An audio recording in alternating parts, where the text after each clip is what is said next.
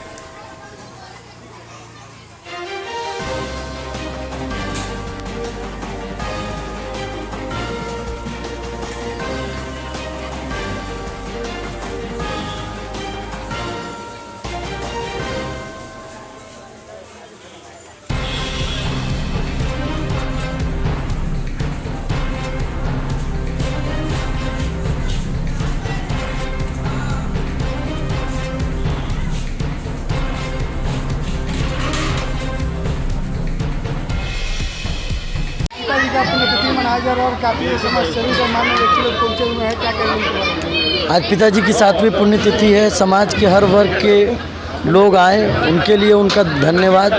और आज पिताजी के पुण्यतिथि के अवसर पर हमने गरीब बच्चों के बीच पठन पाठन की सामग्री का वितरण किया तथा उनके उज्जवल भविष्य की कामना की। किस चीज़ को लेकर के अपने पिता के पुण्यतिथि पर बच्चों के बीच पठन पाठन का पिताजी का सपना था कि समाज हर प्रकार से सुदृढ़ हो, शिक्षित हो। इसी समागम को ध्यान में रखते हुए बच्चों को शिक्षित करने के उद्देश्य से, उनके शिक्षा में सहयोग करने के उद्देश्य से शिक्षा पठन पाठन की सामग्री का वितरण किया गया है। इस बार मैं प्रयास करूंगा कि निरंतर साल दर साल पिताजी की पुण्यतिथि में ऐसे ही हर समाज की भागीदारी बनी रहे और मैं समाज को अपने तरफ से उनके विचार के अनुसार कुछ न कुछ देने का प्रयास करता रहूं। सत्यम भारतीय। श्रीकांत भारतीय का आज पुण्यतिथि मनाया जा रहा है और आप यहाँ पे पहुँचे हुए, क्या कहेंगे इसके बारे में? देखिए, श्रीकांत जी सिवान के लिए बड़ी ही विशेष महत्व के व्यक्ति थे और 2006 में मैंने उनको जनता दल यू में विलय कराया था। विलय क्या, उनको ज्वाइन कराया था। और उतना बढ़िया सिपाही मेरे लिए शायद ही दूसरा कोई सिद्ध हुआ। और 2006 से 2009 तक वो जनता दल यू और बीजेपी मतलब एनडीए वो सिपाही थे जनता दल यू के, लेकिन एनडीए के लिए जो कार्यक्रम उन्होंने किया था वह अविस्मरणीय है। अभी आप यहाँ पे पहुँचे हुए हैं और काफ़ी यहाँ पर बच्चे दिख रहे हैं और कॉपी कलम का यहाँ पर वितरण भी सप्तम जी ने किया, इस पर क्या कहेंगे? देखिए, वो तो बच्चों को प्रोत्साहित करने के लिए और शिक्षा के परिदृश्य में बच्चों को थोड़ा सा प्रोत्साहित करने के लिए यह कार्यक्रम रखा गया था। और हमें लगता है कि बच्चा सब थोड़ा सा उनके व्यक्तित्व से भी प्रभावित होगा और आगे चलकर उसको सिवान जिला के लिए उसका महत्व मिलेगा। क्या श्रीकांत भारती का जो सपना है आज के लोग पूरा कर पाएंगे? देखिए, श्रीकांत भारती का सपना आजकल लोग पूरा कर पावे नहीं कर पावे वो अलग बात है, लेकिन श्रीकांत भारती का जो सपना था वह सपना था, उसमें मेरा बहुत बड़ा योगदान था। और श्रीकांत भारती ने जो एक रेखा खींची है वह रेखा बहुत लोगों की बस की बाहर की चीज़ है, उस रेखा को खींच देना। मैं चंद्रकृतु सिंह, पूर्व जिलाध्यक्ष जनता दल यू सिवान।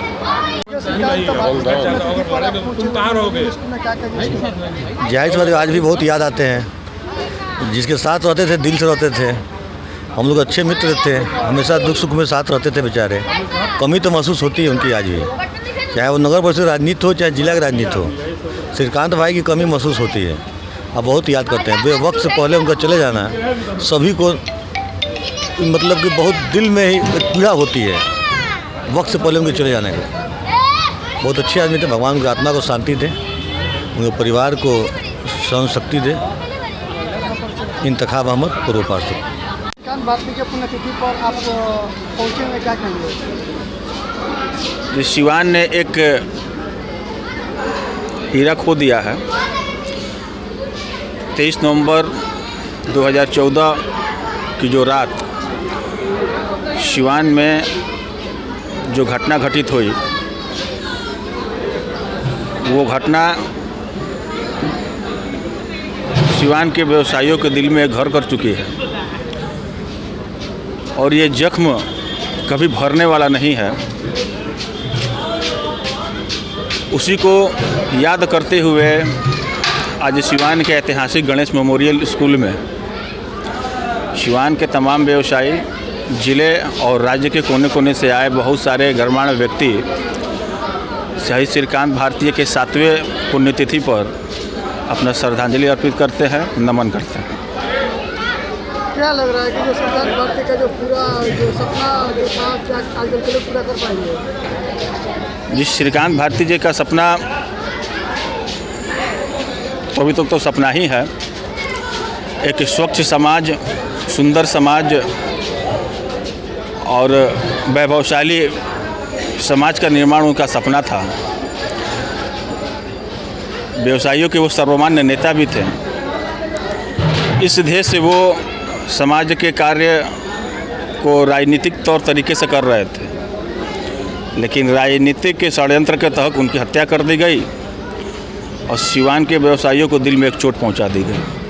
आने वाले समय में सिवान के व्यवसायी में बहुत सारे ऐसे प्रखर और दूरदर्शी लोग हैं, नवयुवक भी हैं, जिसमें श्रीकांत भारती जी के सुपुत्र का भी नाम आता है।